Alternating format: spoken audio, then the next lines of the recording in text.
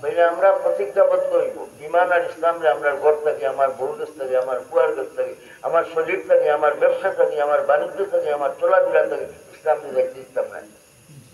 কে কে তৈরি আছেন হাত উঠান, গুণের খনি পরশমণি নবীজির কথা ধরো, শোনা হবে রাজা হবে রাজার চেয়েও বড়। আস্তাগফিরুল্লাহ ইন্নাহু গফুরুর রহিম। সুবহানাল্লাহি ওয়া বিহামদিহি সুবহানাল্লাহিল আযীম। দোয়ায়ে মজলিসের সম্মানিত সভাপতি সাহেব, উপস্থিত উলামা হযরত, আমার মুরব্বিয়ান সাহেবান, অতি প্রিয় আমার যুবক ভাই সব, ঘরে বাড়িয়ে বাসায় অবস্থানরত আমার মা, এটা আমাদের জানা কথা এই সমস্ত মজলিস কোনো অনর্থক আমল নয়, মুবারক একটা ইবাদত। ওয়াজ করা, ওয়াজ শোনা, ওয়াজের ব্যবস্থা নেওয়া সবগুলা ইবাদত। আর এই ইবাদতের মাঝে আল্লাহ জাল্লা জালালহু বহুত ফাজাইল, বারাকাত, রহমত, মাগফিরাত আল্লাহ তাআলা রাখছেন। আলহামদুলিল্লাহ। আমরা আশা করব আল্লাহ জাল্লা জালালহু যত ফাজাইল বারাকাত রাখছেন এই সমস্ত মজলিসে শরীক হইলে আল্লাহ তাআলা আমাদের দান করুন। এই আমল খালি করলেই চলবে না, নেক আমল তো করতেই হবে। আমল ছাড়া তো কোনো উপায় নাই, নেক আমল ছাড়া উপায় নাই। ব্যবস্থায় বসার জন্য নেক আমল, ফুলসিরাত পার হওয়ার জন্য নেক আমল, ডাইনাতে আমল নেওয়া পাইবার জন্য নেক আমল। নেক আমল ছাড়া কোনো উপায় নাই। ব্যবস্থায় বসার জন্য, কবর বেহেশতের বাগান হইবার জন্য নেক আমল।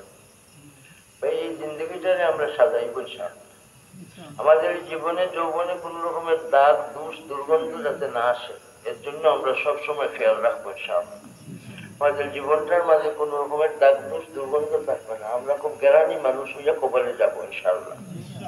জ্ঞানী মানুষ হইয়া কবরে যাইতে গেলে নেক আমল লাগবে। পরহেজগার আর নেককার, এই দুইটা গুণ, পরহেজগারি আর নেক আমলের গুণ যে দুইটা মানুষের মাঝে থাকে, এই সমস্ত মানুষদের আল্লাহ তাআলার সান্নিধ্য দান করে। আল্লাহ তাআলার নৈকট্যতা, আল্লাহ তাআলার সান্নিধ্য, আল্লাহ তাআলার মারিয়াত, আল্লাহ তাআলার নুসরত, আল্লাহ তাআলার সাহায্য কোন ধরনের মানুষের উপরে আছে? ইমানদার আর নেককার মানুষ, মুত্তাকি পরহেজগার আর নেককার মানুষের উপরে আছে। সুবহানাল্লাহ। তাহলে আমরা ওই দুই গুণ নিয়ে ভাই মওত পর্যন্ত চলবো ইনশাআল্লাহ। আমল তার দুইটা দিক আছে, কবুল হওয়া, সহি হওয়া। আমল কবুল হইতে হইব, সহি হইতে হইব। আমল সহি না হইলে কবুল হইবে না, আমলটা বেকার হয়ে যাবে, অনর্থক হয়ে যাবে। এর জন্য আমলটারে আমরা সহি বানাইব ইনশাআল্লাহ। আর আমল নেক হইতে হইব, আমল কবুল হইতে হইব। আমল নেক সহি হইবার জন্য, আমল সহি হইবার জন্য কি লাগে? এলেম লাগে। আমল সহি হইবার জন্য কি লাগে? এলেম লাগে। আর আমল কবুল হইবার জন্য কি লাগে? সহি নিয়ত লাগে। তাহলে দুইটা লাগে। আমলটা কবুল হইবার জন্য কি লাগবে? সহি নিয়ত লাগবে। বলেন, আমল কবুল হইবার জন্য কি লাগবে? নিয়ত সহি হওয়া লাগবে। আর আমলটা সহি হইবার জন্য কি লাগে? ইলম লাগে। তাহলে আমরা ইলমের পিছিয়ে মেহনত করবো, ইলম মোতাবেক আমলটা সাজাইবো, ধরবো, আমল করিয়া করিয়া মরবো, আমলের উপরে মরবো, থাকবো ইনশাআল্লাহ। আর আমলটা সহি হইবার জন্য নিয়তটারে আমরা কি করবো? সহি বানাইব। একমাত্র উদ্দেশ্য থাকবে আমার আমলের পিছিয়ে রেজাউল্লাহ। বলেন, ইবতিগাআন লিওয়াজহিল্লাহ, আল্লাহ তাআলার সন্তুষ্টি হাসিলের জন্য আমার সব আমল চলবে। রাত্রের আমল, দিনের আমল, ছোট আমল, বড় আমল, নামাজের আমল, জিকিরের আমল, তিলাওয়াতের আমল, বন্দেগীর আমল, তাহাজ্জুদের আমল, ইশরাকের আমল, চাষতের আমল, আওয়াবিনের আমল, যত নেক আমল আছে, রোজার আমল, সাদকাতের আমল, কুরবানির আমল, সবগুলা হবে এক নিয়তে। বলেন, সেই নিয়তটা কি? আল্লাহ তাআলার সন্তুষ্টি হাসিলের জন্য। আল্লাহ তাআলার मर्जी तेरी हो रख जैसी पेश नजर है, मर्जी तेरी हो रख जैसी पेश नजर है, बस उसकी ज़बां पर ना अगर है न मगर है, बस उसकी ज़बां पर না গর है না মগর है। সব সময় আল্লাহ তাআলার মর্জির তালাশ করব। কোনোভাবেই একটা সেকেন্ডের মুহূর্তের জন্য আমার মালিক রে মনিব রে মৌলা রে বেদার করবো না। আমার জিন্দগি কোন দিন শেষ হয়ে যাবে আমি জানি না, এর জন্য সব সময় সচেষ্ট থাকবো।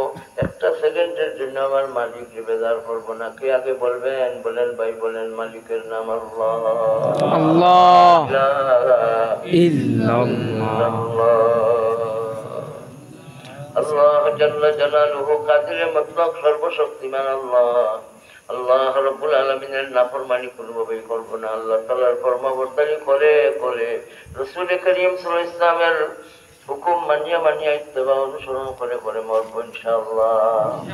ওয়া মান ইউতিইল্লাহা ওয়া রাসূলাহু ইউদখিলহু جنات تجري من تحتها الأنهار وذلك الفوز العظيم من يطع الله ورسوله يدخله جنات تجري من تحتها الأنهار خالدين فيها وذلك ফাউজুল আযীম। বড় সফলতা কোন জিনিসের মাঝে? যে মানুষটা আল্লাহর কথা মানে, রাসূল সাল্লাল্লাহু আলাইহি ওয়াসাল্লামের ইত্তেবা করে, এই মানুষটার জন্য জান্নাত আল্লাহ রাখি দিয়েছেন। এই মানুষটা হামেশা জান্নাতে থাকে। ومن يعص الله ورسوله ويتعد حدوده يدخله نارا خالدا فيها وله عذاب مهين। এই মানুষের জন্য লাঞ্ছনাকর শাস্তি। কোন মানুষের জন্য লাঞ্ছনাকর শাস্তি?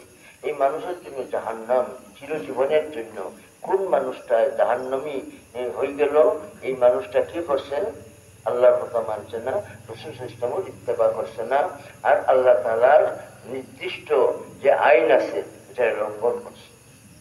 আল্লাহর আইনটা লঙ্ঘন করা, আল্লাহ তাআলার নাফরমানি করা, রাসূল সাল্লাল্লাহু ইত্তেবা অনুসরণ না করা, এই মানুষটার পরিণাম ভয়াবহ জাহান্নাম। আর এই মানুষটার জন্য লাঞ্ছনাকর শাস্তি রাখছেন কে?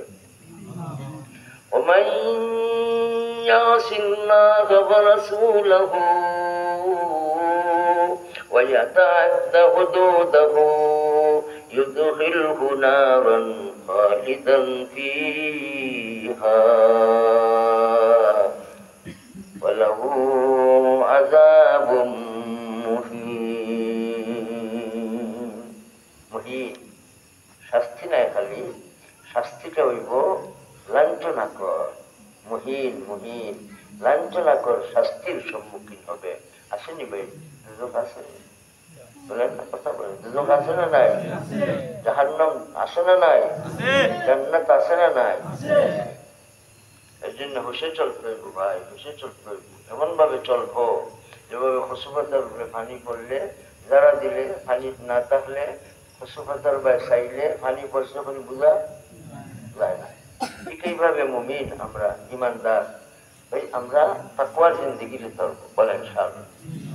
তাকওয়ার জিন্দেগি ধরলে সদকা কবুল হবে, তাকওয়ার জিন্দেগি ধরলে আমল কবুল হবে, তাকওয়ার জিন্দেগি ধরলে কুরবানি কবুল হবে। কুরবানি কবুল হইবার জন্য কি লাগে? তাকওয়া লাগে। ইন্নামা ইয়াতাকাব্বালুল্লাহু মিনাল মুত্তাকিন। আল্লাহ মুত্তাকিনের কুরবানিকে কবুল করে। সুবহানাল্লাহ। এই যে হাবিলে, হযরতে হাবিব আলাইহির রহমান আল্লাহ তাআলার পথে কুরবানি করলেন, একটা হাদিয়া দিলেন, নজরানা পেশ করলেন। আদম আলাইহিস সালামে কইলেন হাবিল আর কাবিল তারা দুই ভাই। কাবিলের লোকে জন্ম হয়েছিল খার সুন্দরী একজন মেয়ে, নাম আছে ইকলিমা। তখন আদম আলাইহিস সালামের শরীয়ত আছিল এক লোকে ভাই বোন যারা জন্ম হয় এক বাইয়ে এই বোন দিয়ে বিয়া করতে পারত না। বিয়া করবা বেজুর অন্য জনের লোকে যে হয়েছে তারে বিয়া করবা। তখন কাবিল একলিমারে বিয়া করার লাগে পাগল হয়ে গেছে। কাবিল একলিমারে বিয়া করা লাগে পাগল হয়ে গেছে। আসলে কিসমত খার আল্লাহ তালা রাখছেন হাবিলে, হজরতে হাবিলের কিসমতে একলিমারে রাখছেন। তখন আদম আলাইসাল্লামে আর বুঝাইতে পারল না, কাবিল যে বুঝাইতে পারল না। তখন হজরত আদম আলাইসাল্লামে কইলা, যার কুরবানি আল্লাহ কবুল করবা একলিমা আইন পাইবা, কুরবানি করো। কাবিল এই কৃষক মানুষ আর হাবিল তাই পশুপালন করো। হাবিলে সুন্দর একটা দুম্বা পাহাড়ের উপরে রাখলা। কুরবানি কবুলের সুরত আছিল আদম আলাইসাল্লামের সময় কিতা আসমান থেকে আগুন আইতো, আগুন। আর এই আগুনে আইয়া যার কুরবানি কবুল হয়েছে আগুনে আইয়া খাইলেই তো জ্বালাই দিত। যার কুরবানি কবুল না আগুনে সইত না। এই কুরবানির জিনিস খাইতেও না, আগুনে খাইত। কাবিল কৃষক মানুষ, সে বেটায় কিছু আনাজপাতি আল্লাহ তালার দরবার হাজিয়া হিসেবে রাখলো, কুরবানি করলো, তার উপরে রাখছে। আর হাবিলে হজরতে হাবিল তাইন সুন্দর একটা দুম্বা আল্লাহ তালার কাছে কুরবানির জন্য রাখলেন পাহাড়ের উঁচুতে মাথায়। আল্লাহ তালার পক্ষ থেকে আগুন আইয়া হাবিলের কুরবানিরে আল্লাহ কবুল করলা, অর্থাৎ আগুনে আইয়া তার এই পশুটারে দুম্বাটারে জ্বালাই দিয়েছে। যখন ইকলিমা কাজ লাগিয়ে এলো হজরতে হাবিলের জন্য।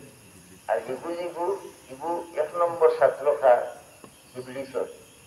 ইবলিসে সবক দিছে, পয়লা সবক যেটা কাবিলে দিছে, সেই সবকটা আছে হিংসার সবক।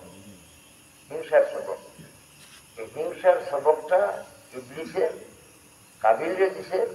আর হিংসা মানুষের মধ্যে যখন পয়দা হয় তখন এই মানুষের কিচ্ছু বোঝে না, খালি মারামারি থাকে, বড়াই বড়ত্ব দেখার থাকে।